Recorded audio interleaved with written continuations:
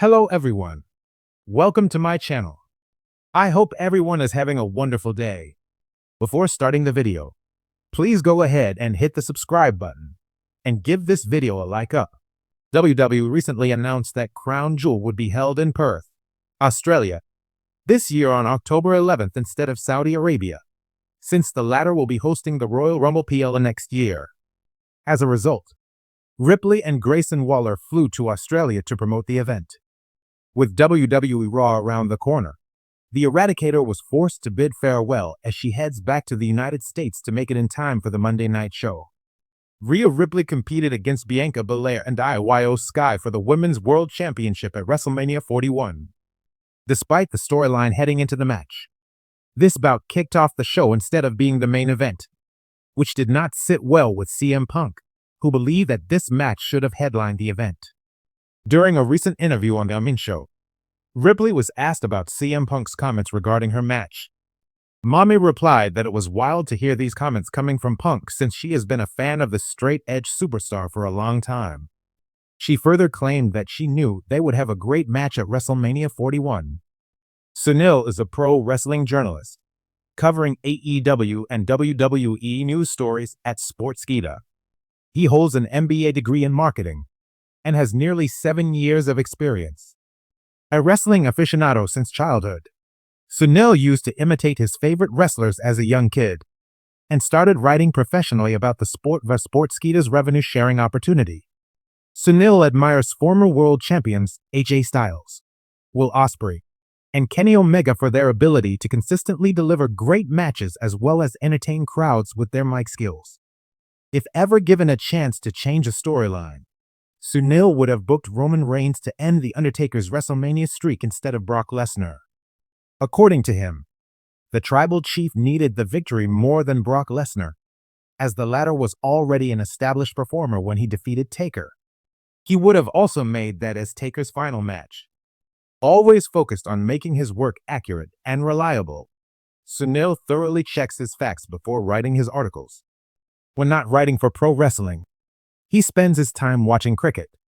The arena lights dimmed to a cold, cobalt blue. Thousands of fans watched in anticipation, many still reeling from the emotional farewell just nights before. A hush blanketed the crowd, an eerie quiet broken only by the dull thrum of the Titantron flickering to life. The screen glowed with a single, stark word. Unbroken. No video package. No voiceover. No soundtrack. Just that single word, frozen in electric white, and the name at the bottom, Rhea Ripley. It hit like a sledgehammer. The crowd roared, then hushed again, like a wave crashing and pulling back. Everyone wanted to believe it. Everyone needed to believe it. Just days earlier, Rhea Ripley had walked away. Not in shame, not in defeat, but in power, in pain. In truth, her farewell had been quiet, almost too quiet for a former women's world champion. No fireworks, no main event send-off, just a short promo after her match, her voice low and steady. "I need to step away," she had said, clutching her shoulder. "Taped, bruised, and worn. I've always believed in fighting through the pain, but there's a point where even warriors bleed. And I'm bleeding." That night, the crowd didn't chant. They just watched, many with hands over mouths, some with tears, others in disbelief. Rhea had left her boots in the ring, a gesture older than most careers. And yet it didn't feel like the end. She hadn't cried. She hadn't looked back. She simply stood tall, nodded once, and whispered, "For now." Backstage, the locker room felt like a crypt. Her rivals hugged her. Her allies stared at her as if something sacred was slipping through their fingers. Dominic tried to speak, but she stopped him with a glance. "Not goodbye," she said. "Just pause." In the days that followed, her social media accounts fell silent. No training clips. No cryptic tweets. No black and white selfies from hotel mirrors. For the WWE Universe, Rhea Ripley had disappeared. But tonight, everything changed. With one word, unbroken, fans speculated endlessly. What did it mean? Was it a message to her fans? Her enemies? Herself? Back in Adelaide, the answer simmered in the silence of her apartment. Her leather jacket hung untouched by the door. A weight bench sat idle beneath the soft hum of fluorescent lighting. Rhea sat on the floor, lacing up a pair of worn-out boots, not for a match, but for a run. A run to clear her mind, to feel the pavement under her feet like she once felt the ring beneath her boots. Her body hurt. Her shoulder barked with every step. But her heart was on fire. Because for the first time in weeks, she knew what she wanted. She hadn't left to escape wrestling. She'd left to find herself in it again. Long before the belts, the pyros, the stadiums, Rhea Ripley was Demi Bennett, a teenage girl with punk rock dreams and a bone to pick with the world. Her boots weren't custom. Her jackets didn't glisten. Her entrance theme was the scrape of knuckles on concrete. Wrestling didn't give her purpose. She gave it purpose. She turned pain into fuel, doubt into dominance, hate into heat. But somewhere in the blinding lights of championship reigns and endless tours, something had dulled. Something had drifted. So when her shoulder finally gave out, it was more than just a medical setback. It was a reset. Unbroken wasn't a comeback. It was a declaration. It was her saying, "I'm still here. You just don't see me yet." It was her reminding the locker room, "Don't get comfortable. I'll be back, and I'll be better." It was her whispering to the girl in the mirror, "We survived worse. We're not done."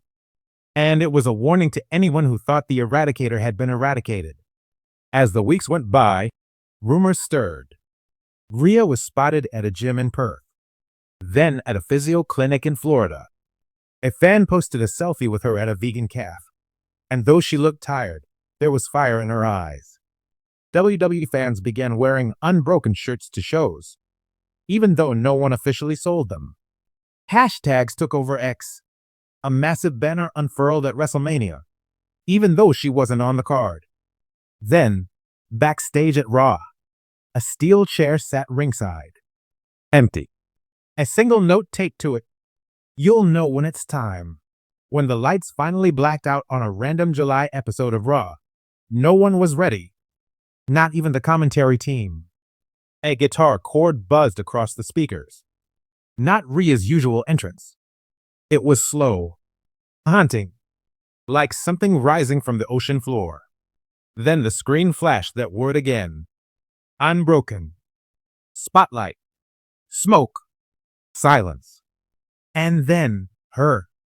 Rhea Ripley stepped through the curtain, not in leather, not in chains, but in something even more dangerous. Focus. The crowd went nuclear. The commentary team shouted over each other. The camera zoomed in on her face. Stoic, strong, still healing, but far from done. She rolled her shoulder once, smiled slightly at the pop, then grabbed the mic. Her voice was low, calm, controlled. "You missed me?" The crowd screamed. She chuckled once. "I didn't come back for applause." She let the pause stretch, breathing in the electricity. "I came back for war." Some leave with tears, others with silence. Rhea Ripley left with a message and returned with a mission. Her farewell wasn't an ending. It was a reminder, a promise, a prophecy, one that echoed in locker rooms and arenas and hearts. Unbroken. Would you like this turned into a visual graphic or a social media style post?